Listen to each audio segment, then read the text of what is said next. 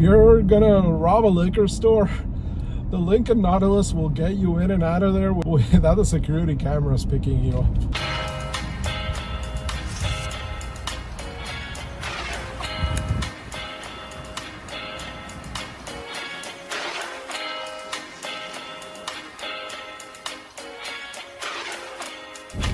Welcome to Bruce Knows. Today we're checking out the Lincoln Nautilus. And if you're wondering what the hell is a Lincoln Nautilus, it's a luxury SUV that you never heard of, and frankly I never heard of it before either, but now that you're with me, you're gonna learn yourself some.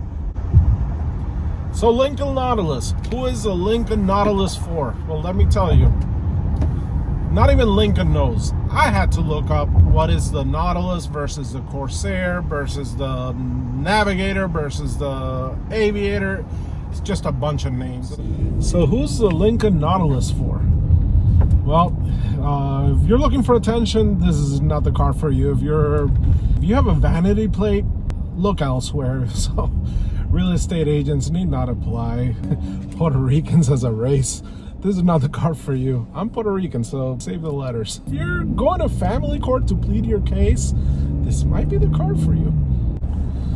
So the Nautilus comes in 4 packages. The standard is just 18-inch wheels and not even leather. The Select has the LED headlights, fantastic, and it has leather. The Reserve, like this one, it comes with air-conditioned seats.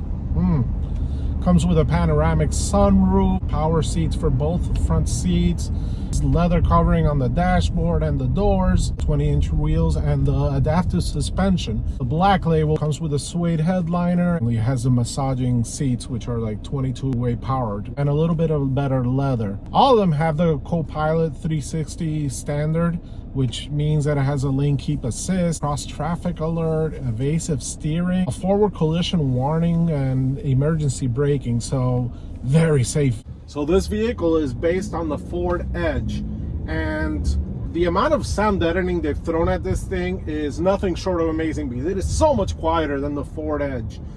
I will say that the Ford Edge has more seat travel, so it's a little more comfortable for me at 6'3", but oddly enough, the size smaller vehicle, which is a Lincoln Corsair, which is also based on the Ford Escape, it's a newer chassis and it's better optimized for ergonomics, so I actually fit better in the smaller Lincoln Corsair than I do in this one. And this thing's got the 2.7 liter twin turbo V6 shared with the pickup truck, so parts are going to be plentiful, and it's been a very reliable engine. The damn thing makes 330 horsepower and 380 foot-pounds of torque. That's a lot. It feels effortless.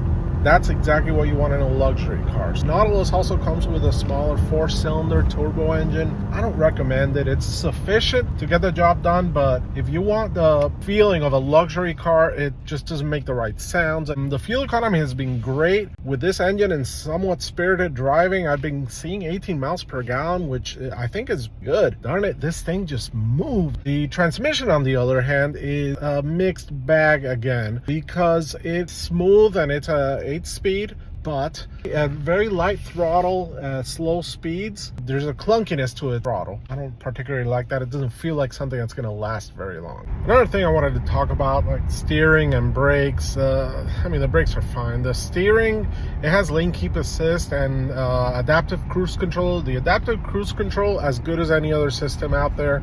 The lane keep assist, as good as any other system out there.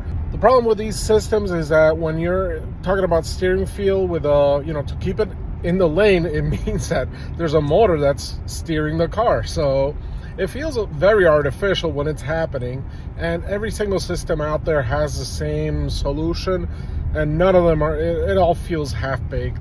So if you turn off those systems, the steering is fine. It's perfect weighing and perfect ratio.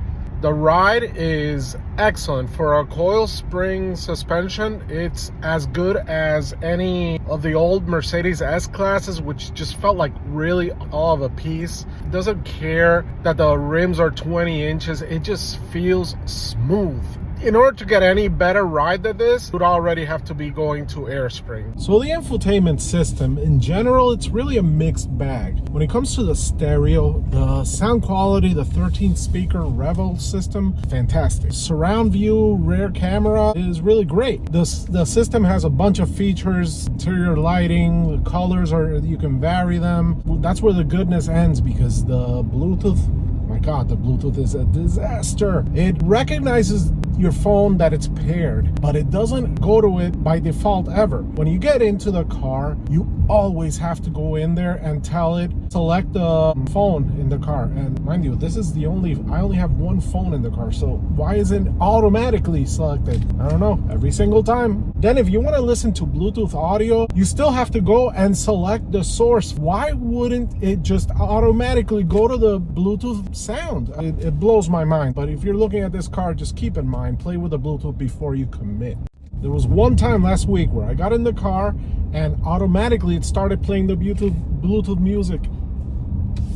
It just pissed me off even more, because now I know the goddamn thing knows how to do it, but just won't do it.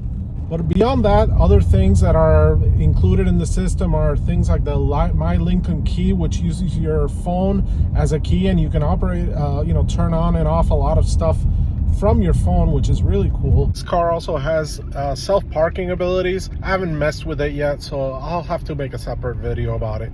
This car has the adaptive damping suspension, so you can select when you're in comfort, you can tell it the parameters for performance and for the ride and for the steering feel. And also for sport, you can go through all those 3 things. So it's got a lot of options.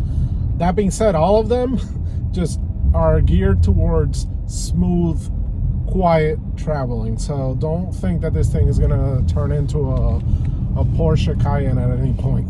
I guess that rolls into what are the likes for this vehicle, and I gotta say, the ride, even with a 20-inch rims, fantastic. The sound, the noise or lack thereof, fantastic. The air condition and the air conditioned seats, best in the business. Very fast vehicle. Also the styling, I gotta say, I think it's a very good looking vehicle. I like the proportions. I like the short overhangs. And the headlights, which are LED, low and high beams, the headlights are great. The interior, the materials, it's all very soft touch materials. Even down here in the areas that you wouldn't expect it, it's soft touch materials. So it feels like a quality vehicle. But that leads me to the bad side, the negatives for this vehicle, and I gotta say, the Bluetooth, a disaster. I'll say that they are very pricey vehicles. That's another drawback. I think they're a little too high a price, and really that's the other things that I might not like about the vehicle, they're minor. Like overall, my takeaway is